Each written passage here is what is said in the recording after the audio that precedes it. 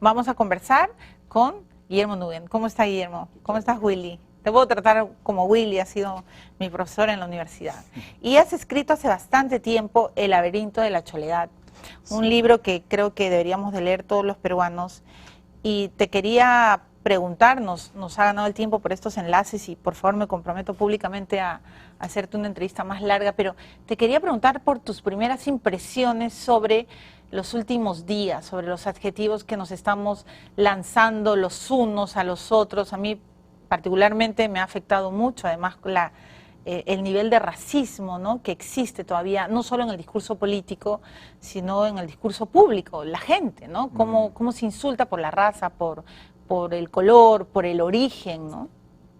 Bueno, gracias, Milagros, por la invitación. En general, el verano es un tiempo particularmente propicio para este tipo de insultos, digamos, de insultos, de adjetivos hirientes. Si bien las expresiones aluden a condiciones étnicas o raciales, la verdad que a mí lo que me parece es que todavía no ha desaparecido el mundo de la hacienda, de la casa hacienda versus los peones, digamos. Y cada quien pues se siente un hacendado y cree que el de al lado es parte del peonaje. Eso, digamos, tradicionalmente ocurre en las playas. Tú has hablado de esta popular expresión, ¿dónde cree que está? En su chacra, así ¿no? Es, así es, así es. Yo lo que creo es que la principal figura de orden social que hubo en el Perú durante muchas décadas era pues la encarnada en este mundo jerárquico de la hacienda, donde estaba el hacendado y estaban los peones, que eran dos mundos separados y complementarios. Yo creo que una de las razones por las cuales en la cultura conservadora en el país la reforma agraria es tan detestada, es porque justamente cuestionó ese modelo de la hacienda, que ha querido ser reproducido. Por ejemplo, me parece muy saludable que en tiempos recientes haya aparecido una discusión sobre cómo en estos edificios tan modernos que se están construyendo de los departamentos, hay cuartos para las personas dedicadas al trabajo doméstico de dimensiones realmente diminutas, ¿no es verdad? Bueno, pero ese es el... 2 por 2, ¿no? Bueno, pero como si fueran, peor que prisiones, cárceles, eso es claro. el microgalpón de la microhacienda. Entonces, es la idea de que, bueno, ahí está cuando es un micro o un nano galpón, digamos. De acuerdo. Pero es esta fantasía de entender que la superioridad la da quien se siente señor de la tierra, ¿no? Bueno, y además no solo se evidencia en el espacio físico, en la infraestructura que uno le puede destinar a la trabajadora del hogar, ¿no es cierto?, a la persona que nos asiste. También, Guillermo, y no sé si alguna vez lo habrás reflexionado, en el hecho de que muy pocas personas conocen el nombre y el apellido de la persona que trabaja en casa. Solo conocen el nombre, no saben cuántos hijos tiene, el origen, la historia. Alguna vez como periodista empecé a hacer reportajes sobre las trabajadoras del hogar y me di con la ingrata sorpresa de que muchos empleadores ni siquiera sabían cómo se apellidaba, ¿no? Bueno, refleja esto lo que dices, ¿no? La verticalidad, ¿no? Y yo me pregunto si en el siglo XXI y de acuerdo a la evolución de la relación de trabajo, ¿tiene sentido tener alojado dentro de la casa de manera permanente a un trabajador? ¿Qué te parece? Eso es pues imaginar la casa como una maqueta de hacienda y donde el peón o la peona es la que debe recibir verticalmente todo tipo de orden. Y cuando mucho de esto desaparecería si el trabajo fuera de 8 horas o 10 horas, claro, o 12 horas y pagado en consecuencia. Exacto, y la trabajadora se tiene que ir con su familia. Como corresponde. Como corresponde, estoy absolutamente de acuerdo. Qué interesante lo que estás planteando, ¿eh? Tenemos que discutirlo más en extenso, pero Willy, ¿qué piensas cuando escuchas de un lado a Marco Tulio diciendo, ¿no?, que la alcaldesa es la pituca, la blanca, ¿no es cierto?, la representa, y que él, por ejemplo, va a hacer una fiesta con los rostros del pueblo, separando, ¿no? Y del otro lado, aunque ha pedido disculpas, pero bueno, se le ha escapado de manera espantosa a Claudia Danmer, la actriz, ¿no es cierto?, reconocida y bueno, conocida por todos los peruanos, que al intentar defender las preguntas sobre la pituquería de Susana Villarán, sobre el apellido, empieza a hablar del abolengo, de la aristocracia, del linaje. ¿Qué lectura le das a estos dos discursos? Bueno, a ver, dos cosas quisiera señalar. Uno es este tema del linaje, no linaje, está vinculado pues a la propiedad de la tierra, volvemos a ese tema. Y me interesa enfatizar estos Milagros porque durante toda la República, por lo menos desde fines del siglo XIX hasta hace 20 años, lo mejor del pensamiento social peruano enfatizó los males que se llevan de las relaciones de servidumbre. Y eso como que hoy día de la noche a la mañana hubiera desaparecido.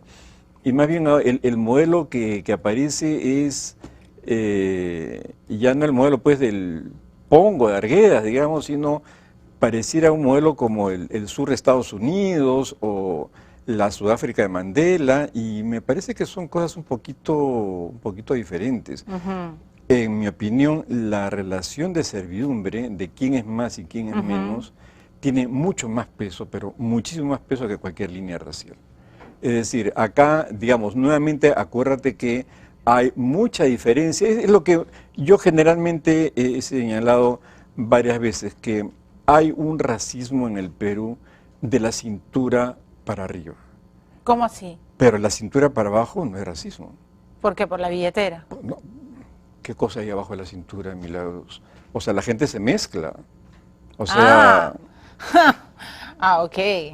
Ya, entonces, pero también he escuchado muchas veces, y te lo digo, o sea, y bueno...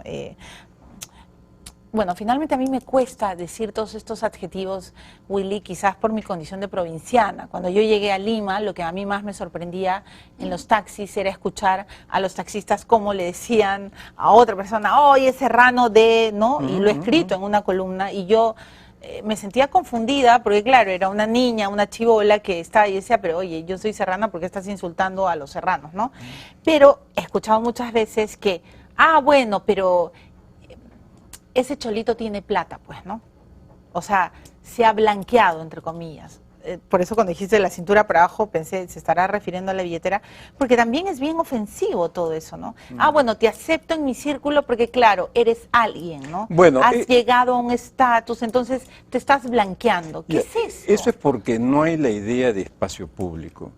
Y eso creo que es un tema de hábitos, Milagros. O sea, si mucha gente ha sido criada en un colegio privado, se ha ido a divertir a un club privado, cuando llega a la adultez va a lugares de esparcimiento privado, y los que han quedado excluidos de ese orden tampoco tienen una idea de un espacio público.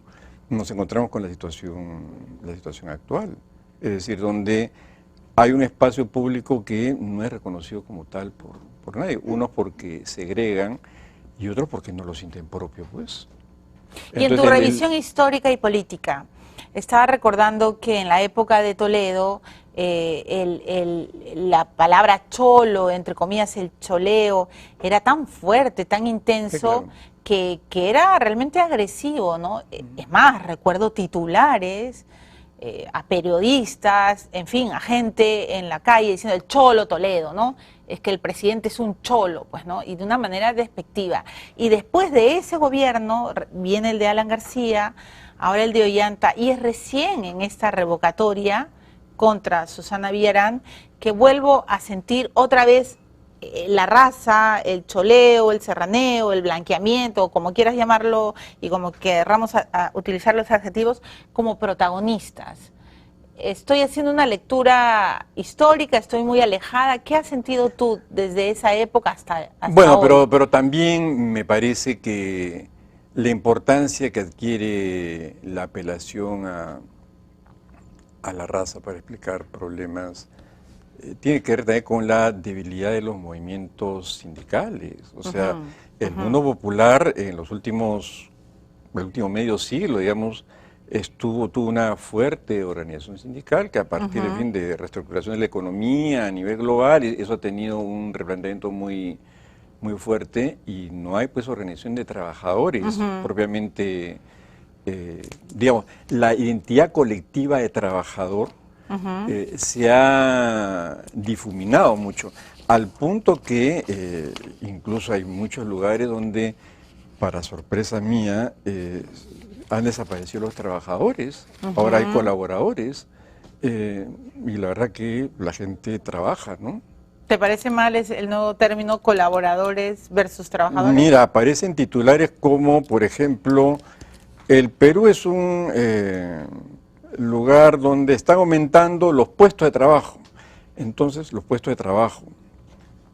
Y luego pone, las empresas tienen tantos colaboradores. Entonces diría, el Perú es un extraordinario lugar para colaborar. Por un, no por un tema de coherencia, claro, ¿no? habría que pensar o habría que investigar ahora, si hablamos de cuántos puestos, colaboradores tienen los derechos, si ¿no? evaluamos una economía por la creación de puestos de trabajo, es porque hay trabajadores. En todo caso, evaluemos las cosas en términos de medida de desarrollo de la economía por puestos de colaboración. Pues ahí habría ya una mayor coherencia, ¿no? Ahora, pero lo peor que podría pasar y que está sucediendo, Willy, es que con el pretexto de que eres un colaborador, no te pago el seguro, ¿no es cierto? No estás en planilla y etcétera. Por eso te digo, o sea, yo no, o sea, el tema del choleo y todo eso, por supuesto que es un problema real, pero a mí me preocupa mucho más que la verdad se esté borrando la identidad de trabajador, ¿no? Interesante. Willy, ¿regresas al programa? ¿Cómo no? Te agradezco, ha sido un placer volver a verte. Digo lo mismo, Milagros. Y te felicito porque siempre tienes la lucidez y la sabiduría para tratar de encontrar mejores respuestas a lo que a veces no entendemos, cosas que pasan en nuestra sociedad.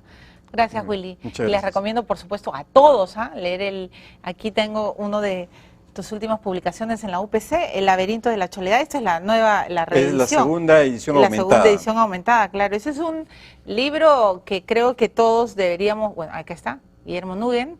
Es un libro de cabecera, como digo yo, que todos en algún momento tenemos que leer. Lo recomiendo al 1000%. Muy bien. Me voy, pero antes los resultados de nuestra pregunta del día.